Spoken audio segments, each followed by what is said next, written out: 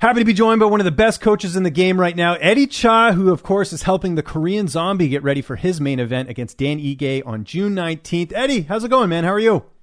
I'm good. How are you, man? I'm doing great. Really excited about this fight. We'll get into that in a sec. But first, I know you were telling me off air that I guess the camera crews were there filming Zombie. How was all that? Trying to balance the training and doing all the TV stuff?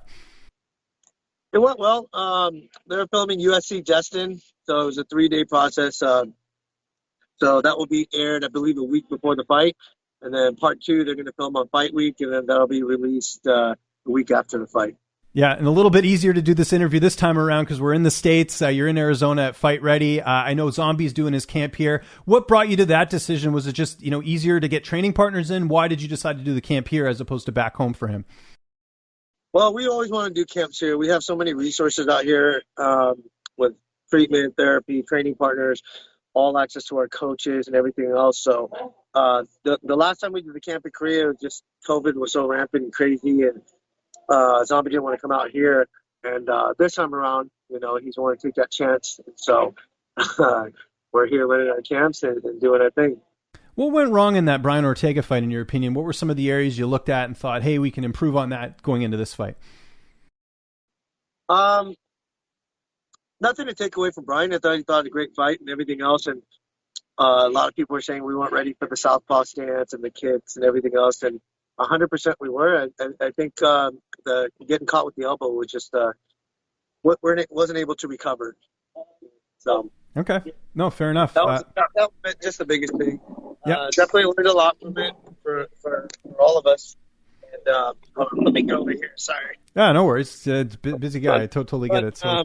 Yeah, all in all, it's a fight. It is what it is. He'll be ready to go this camp around. I made a lot of adjustments. Super excited for him to get back in there against Dan Ige. Well, and like you said as well, you're doing the camp at Fight Ready, which I think is more ideal, like you were saying, getting in different training partners, having different resources. It's probably an easier camp this time around, too, especially with the fact that the fight's going to be in the States as well. Yeah, absolutely. The traveling not as bad. Korea was tough. We had to get a 2-week quarantine when we got there.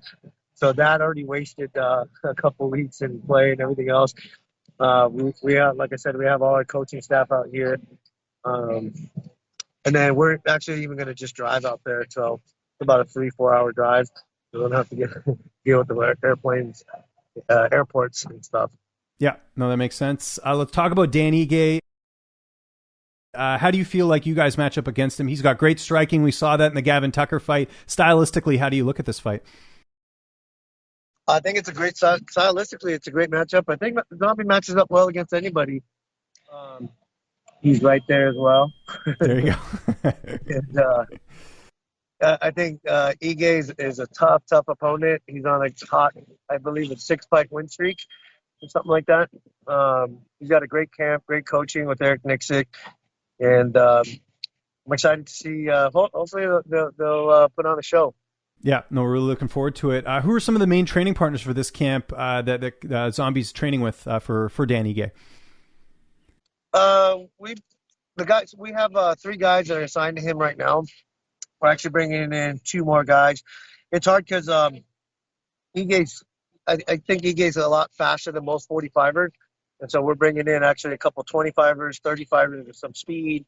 And then we're going to bring in some, BJJ black belts, wrestlers. So we're bringing a mixture of different guys, different looks, trying to match that speed a little bit and timing.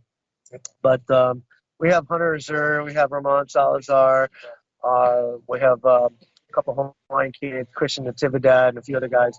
But we're constantly bringing in guys right now just to give them the best possible look. But more importantly, we're just kind of focused on him, what he needs to do, what to expect from Dan and his team. Great. Now I know he's been training. This fight's, there's been a lot of notice for this fight, so I'm sure he did part of his camp back home. And then when did he actually get to Arizona? When did he start doing the camp at Fight Ready? He got here about 2 weeks ago. This is our 3rd week of camp right now. He always kind of prepares before he comes out here, so he'll get his cardio up, get his weight down, just kind of stay in shape, and then when he gets here, we just run with it. So everything's going well. His weight's good. He's on point. He's getting his cardio's getting better. He's understanding what we want to do when he gave an orthodox stance and southpaw stance, just kind of going over strategy, watching a lot of film and things like that. It's all good. Yeah, no, that's great. And does he have, like, I imagine being in the States, does he get the prepared meals from the PI because he's so close by, or how's he doing his weight cut? Yeah, we speak with Charles from the PI. He's kind of managing his nutrition right now. We have a meal prep company. But yeah, as long as we get to a certain weight that we want to, and then we head out to fight week. Zombie's never missed weight. You know, he's always been on point. So weight's never an issue when it comes to him. Do you think we'll see a finish in this fight? And the reason I mention that, Dan Ige is a Hawaiian. They're kind of known for being durable, and Dan's never been finished in the octagon. Is that something you're looking at with the game plan, you know, just knowing like that this could be a 5-round war potentially? Yeah, I mean, ideally, Zombie's always looking for knockouts or submissions and stuff like that. But we always train to go 5 rounds, and this is what 8th main event. So he's gone 5 rounds every single time. So I don't think we prepare for 1 or 2 rounds and he's going to get a knockout, but definitely the Hawaiians are known to bang, and I think Korean Zombie is as well. So I think that's what makes it a crowd favorite fight, is that you know, they have similar styles, so to speak, but Zombie kind of did a couple interviews in the ESPN Destined as well, and he's basically saying if he likes to stay in the pocket and bang, he thinks he's the best at that game. Excellent. And just last thing on him, you know, one of the things we talked about in the last interview was the conditioning and the strength work. And I remember you telling me about him doing the pull-ups, and, you know, the fact that was implemented in the last camp, and now you get a full camp for this one as well. What are you noticing with his conditioning in this fight? I'm sure it's a lot better than even the last camp, just because he's getting used to doing the right things. Yeah, absolutely. We have a couple things that we're really trying to focus on right now. One is footwork. We talked about adjusting to speed and stuff like that, but I think I said before in a couple of interviews, is that Zombie's wrestling and ground game is so underrated. People just think of him as a brawler and things like that, as a striker aspect, but he can do it all. He's looking to open up his whole offense this fight. You know, we've been preparing for Ortega, Frankie Edgar. We've wrestled so much in those camps, defensive wrestling and things like that. So I feel like everything's in point. We're just adding a few adjustments, and it's going great. Awesome. I wanted to ask you about a couple other fighters at the gym. Tracy Cortez, she's looked really good over the last couple fights. How impressed are you with her, and when can we expect to see her back in the cage? Tracy is amazing. She's been making leaps and bounds. I think she's so focused and hungry right now. She's on a 3-fight win streak. So she's just shooting the game. She learned so quick, you know, going down another weight class. And so she's going to try to make a run here for that title here soon. But I'd like to see her in there as soon as possible. I know she wants to get back in there. She's in Vegas getting some tests run at the PI. She'll be back to work, I think, here soon. So hopefully this year we'll see her back in there. And I got to ask, too, because it was circulating around the internet. I know there's I think it's like a video with her and Brian Ortega. How's that at the gym? Because obviously Zombie just fought Ortega. I'm sure there's no big deal, but I just had to point that out anyways, right? Yeah. No, I've seen it, too. Spoke to her a little bit about it. But I think everybody's personal business is their personal business. For sure. I don't think it has anything to do with it. They've already fought. They've made up. It's not a big deal. We don't have any qualms with him. Mm-hmm. So definitely not an issue for us. Eric Anders seems like he's been a great fit for you guys. You saw the performance he had in his last fight. I know that I know it ended up you know, with a no contest in that one. But how much of an asset has he been for your camp, and how cool is it to see the improvements he's made, you know, working under you? That's my boy Eric right there. There he is. What's going on? Eric's a man. He's my boy. I think he's made leaps and bounds. If you saw his last fight. And he's only getting better. This is our second camp with him out here. We've got 3 training partners that we brought in. Got our boy Jared from Canada. Got Big Joe right here. And then we got the man, the myth, the future, Ray Waters. He just had how fast was that finish? Yeah, he just he did his pro debut at LFA, so he's 1-0. Yeah, it was like a 40-second, dropped him in 20, finished him in the rear naked. But, yeah, we've got a great group of guys for Eric, and it's nice that they actually changed it to right over here in Glendale, Arizona, so we don't have to go too far. And yeah, super pumped for his fight. And then another name that I know has been working with you, I don't know if he's there now, but Curtis Millender. I know not the result he wanted in the last fight, but I know he's just speaking to him. It seems like that's been a good fit for him, getting to train with you guys at Fight Ready. Yeah, Curtis is the man. We brought him out here for his last camp, and then he got into the PFL. And, I think he's prepping for his next fight. So I wish him nothing but the best.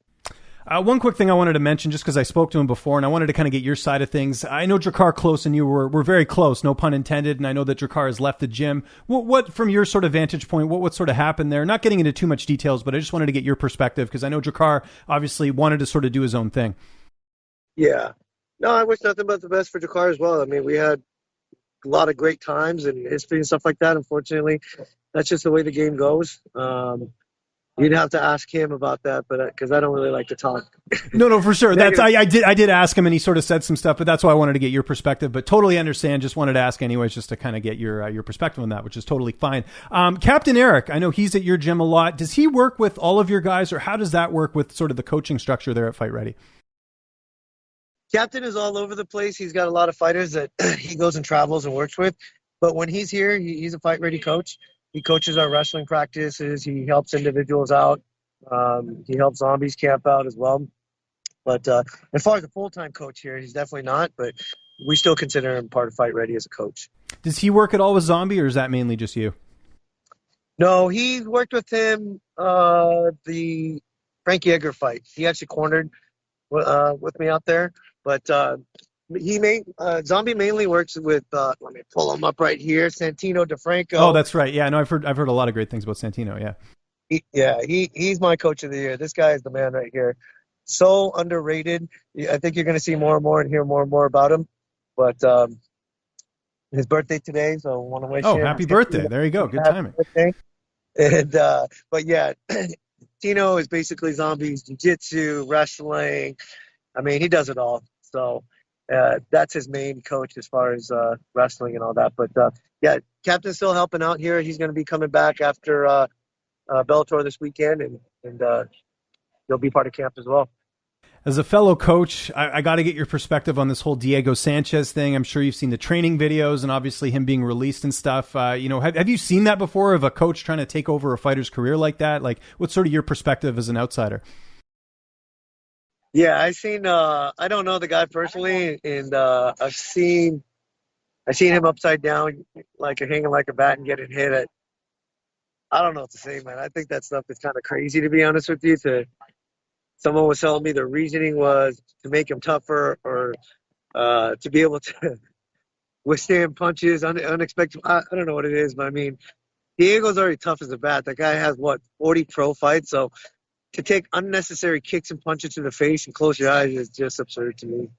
Yeah, no, it's crazy, and we'll see what happens next. If you're a promotion trying to sign this guy, I don't know if seeing everything that's come out, I don't know if you want that headache, but we'll see sort of what happens there as well. My last question before we go on, and I know you're very busy. How do you balance everything? I got to know your secret, because you got a lot of fighters you work with. You've got this big fight with Zombie. How do you balance personal and professional life? Because it seems like you're traveling all the time, you're busy all the time. How do you do it, man?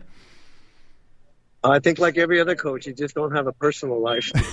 This is what I do in my spare time. This is what we do. My family stuff is a lot because I do travel and stuff like that. But it's just a commitment that we make. When we say we're all in the camp, we're 100% in. I think you hear that saying that fighters have to be selfish and coaches have to be selfless, and that's pretty much what you got to do. But yeah, it's basically having no life.